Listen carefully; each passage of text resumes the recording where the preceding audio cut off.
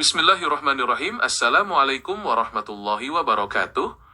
Surah Al-Mutaffifin adalah surah ke-83 di dalam susunan Mushaf Al-Quran dan terdiri dari 36 ayat. Secara arti, kata Al-Mutaffifin berasal dari kata tatfif yang berarti curang, sehingga surah ini seringkali dinamakan surah Al-Mutaffifin atau surah orang-orang yang curang. Tema utama yang diangkat di dalam surah ini berkaitan dengan peringatan keras kepada orang-orang yang berlaku curang dalam hal takaran dan timbangan ketika melakukan transaksi perdagangan. Surah ini menegaskan bahwa kecurangan tersebut bukan hanya pelanggaran sosial yang merugikan orang lain, melainkan juga bentuk pendustaan terhadap hari pembalasan yang ditetapkan oleh Allah Subhanahu wa Ta'ala. Dari segi tempat turunnya, ulama ilmu Al-Quran menggolongkan surah ini sebagai surah Makkiyah, karena diturunkan di kota Mekkah sebelum Nabi Muhammad SAW melakukan hijrah ke Madinah. Meskipun sebagian ulama berpendapat ada beberapa ayat di awal surah yang turun di Madinah, pandangan mayoritas menegaskan statusnya sebagai surah Makkiyah yang kuat dengan karakteristik ayat-ayat pendek, padat, serta syarat akan penekanan terhadap akidah, keimanan kepada hari kiamat, serta ancaman bagi orang-orang kafir dan pendusta. Isi pokok dari surah Al-Mutaffifin secara garis besar terbagi menjadi beberapa bagian penting yang menggambarkan kondisi manusia di akhirat kelak. Pada bagian awal, Allah Subhanahu wa Ta'ala membuka surah dengan kecaman yang amat pedas bagi para pelaku kecurangan timbangan, yang selalu meminta dipenuhi haknya secara sempurna ketika menerima takaran dari orang lain, namun selalu mengurangi takaran atau timbangan tatkala mereka harus menimbangkannya untuk orang lain. Mereka ini diingatkan bahwa kelak mereka akan dibangkitkan pada suatu hari yang sangat besar, yaitu hari ketika seluruh umat manusia berdiri di hadapan Allah Subhanahu wa Ta'ala, Tuhan semesta alam. Selanjutnya, surah ini menjelaskan mengenai catatan amal perbuatan manusia, yang terbagi menjadi dua golongan besar berdasarkan catatan buku amalnya. Golongan pertama adalah catatan orang-orang durhaka yang disebut dengan sijil, yaitu sebuah kitab yang berisi rekaman amal kejahatan dan ditempatkan di tempat yang sempit dan hina.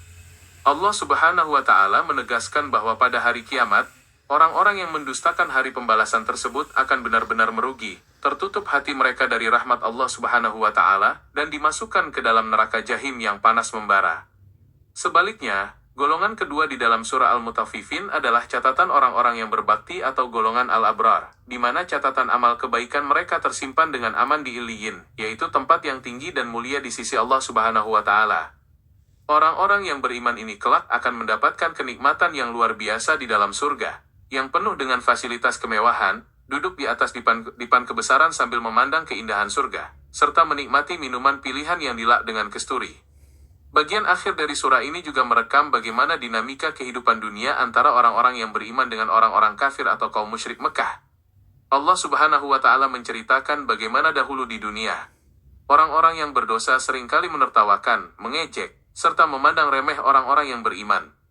Namun keadaan tersebut berbalik 100% pada hari kiamat kelak, di mana pada hari itu justru orang-orang yang berimanlah yang akan menertawakan orang-orang kafir yang sedang diazab di dalam neraka, sebagai bentuk keadilan mutlak dari Allah Subhanahu wa Ta'ala atas segala kesabaran yang telah dilalui oleh para mukmin selama hidup di dunia.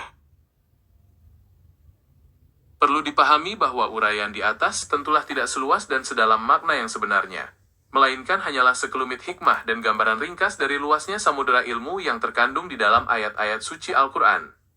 Surah Al-Mutaffifin laksana pelita kecil yang menyinari hati kita, agar senantiasa berhati-hati dalam setiap tindakan, menjaga kejujuran, walau dalam hal sekecil biji timbangan, serta menumbuhkan kesadaran bahwa setiap perbuatan sekecil apapun di dunia ini pasti akan mendapatkan balasan yang adil di hadapan Allah Subhanahu wa Ta'ala. Semoga renungan singkat mengenai surah yang mulia ini mampu membersihkan jiwa kita dari sifat curang, meneguhkan langkah kita di atas jalan keimanan yang lurus, serta menjadikan kita sebagai hamba pilihan yang kelak catatan amalnya ditempatkan di tempat yang mulia di sisi Allah Subhanahu wa Ta'ala. Mari kita jadikan setiap petunjuk Nabi Muhammad SAW sebagai pedoman hidup, agar senantiasa berada dalam naungan ridho, ampunan, serta kasih sayangnya. Saya ucapkan terima kasih atas perhatiannya. Semoga saudara beruntung dan mendapatkan pahala jariah yang terus mengalir dengan menyebarkan ilmu yang ada pada video ini dan video lainnya pada channel ini. Semoga Allah Subhanahu wa Ta'ala selalu melindungi kita semua dalam kebaikan. Wabillahi taufiq wal hidayah. Wassalamualaikum warahmatullahi wabarakatuh.